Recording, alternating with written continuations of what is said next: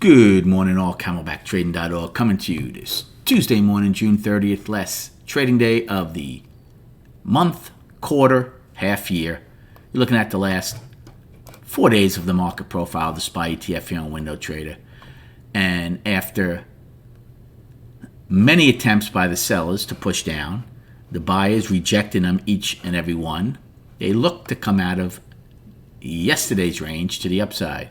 Said in last night's video, I wouldn't be surprised after the sellers failed 4 days in a row, including an inside week down. If we take out yesterday's high and a couple of other previous days' highs, I would not be surprised to put this into a 4-day balance. Right? We had the gap down island reversal from the 24th. That's the second of the island reversals. We had a trend day down, taken back the next day. We had a trend day up, taken back the next day. We had a trend day down, taken back the next day.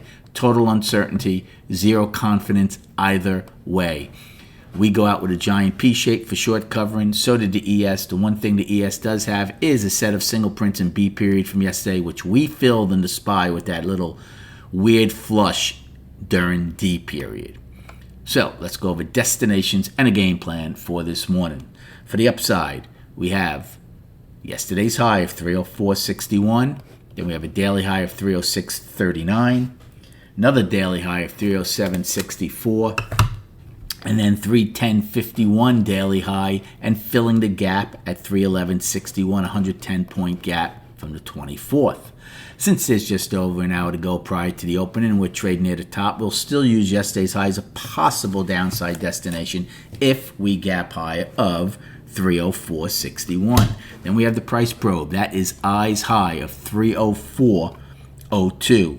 We were 9 wide at 303.27. Afternoon pullback low of 302.22. Lowest accepted price, which I explained in last night's video, very important, of 300.57. And yesterday's low of 298.93. Game plan for this morning. Well, right now, bulls are trying to open up at least at the top of balance, top of value.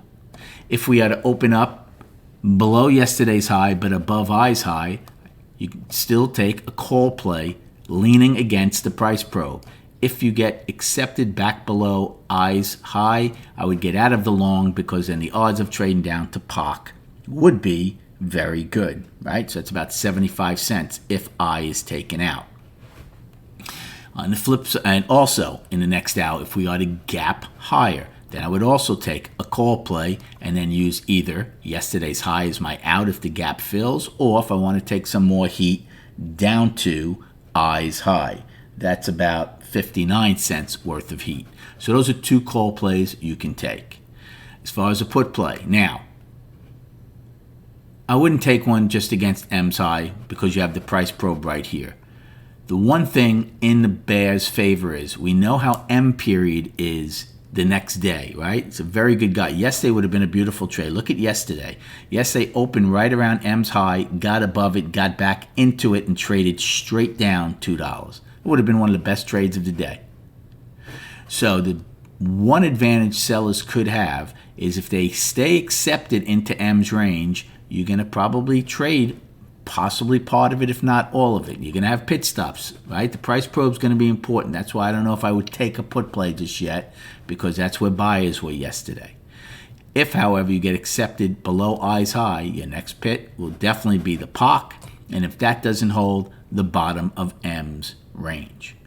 So, as a possible put play early, now remember, these are all in balance, in value, the worst of the risk reward. You're going to get up to the minute updates right before the opening and during the trading day if you're in the CamelbackTrading.org voice channel room.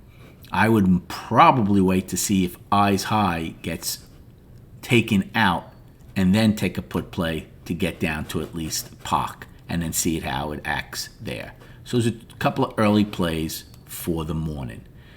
And then for the charts, 1 day to go in the month. So the monthly, right? We closed at 304.46. May's high is 306.84. That's still doable. I think the bulls would love to close above that. Whether they do or not, we will still be one time framing up 2 months after coming out of an inside month to the upside, so that's pretty powerful, right? That inside month was 294.88. We traded as high as 323, so it was a $25 move out of that inside month up. However, since the high of June, we've been accepted back into March's range and for now May's range. So even though we're one-time framing up for 2 months, it's kind of a big 4-month balance. Weekly, right? There's only 3 days to go in this week. We had an inside week last week. Sellers tried to the downside yesterday, failed the first time.